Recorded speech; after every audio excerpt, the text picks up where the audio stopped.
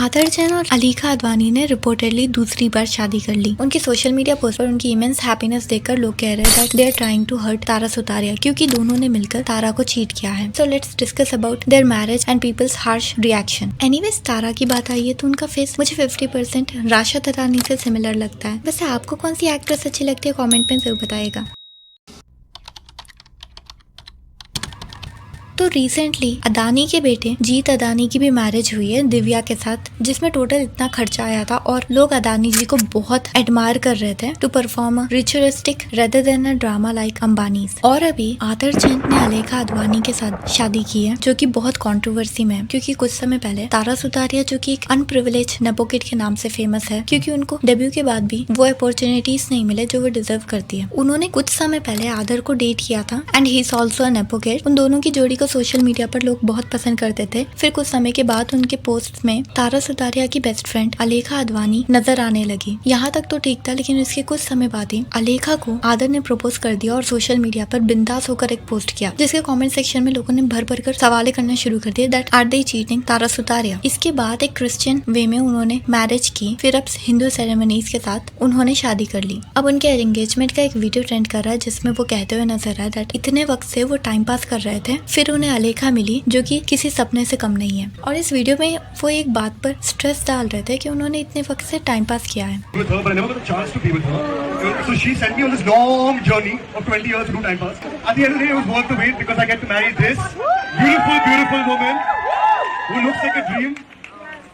And I love you, and it was worth the wait. So that's a secret. I've always loved her. I've just done time pass for 20 years of my life. People call them wedding not less than a drama। कुछ लोगों के अनुसार सिर्फ किसी को cheat करके अच्छी खासी फेम मिल गई। कमेंट सेक्शन ऐसे कमेंट से भरा हुआ था कि ऐसी दोस्त होने से अच्छा है कि दोस्त हो ही ना। और इसके बाद मीम्स ट्रेंड कर रहे हैं कि कुछ औरतें सही कहती थी, अपने हस्बैंड को अपनी बेस्ट फ्रेंड से कभी नहीं मिलाना चाहिए। अब कपूर फैमिली फेमस है अपने लेवल के लोगों में रिश्ता जोड़ने के लिए। इसके लिए वो किसी के इमोशंस का लिहाज नहीं करते। ये केस कैटरीना के साथ भी हम देख चुके हैं जहाँ पर कैटरीना को पहले रणवीर ने डेट किया था, उसके बाद आलिया से शादी कर ली और इसके तुरंत बाद ताना देने के लिए नीतू जी ने अपनी स्टोरी पे कुछ ऐसा पोस्ट किया कि dated you for 7 years, it does not mean he will marry you. My uncle studied medicine for 6 years, now he is a DJ. इसके रिस्पॉन्स में कैटरीना की मॉम ने बहुत ही मिल्ड और अंडरस्टैंडिंग सा पोस्ट किया था।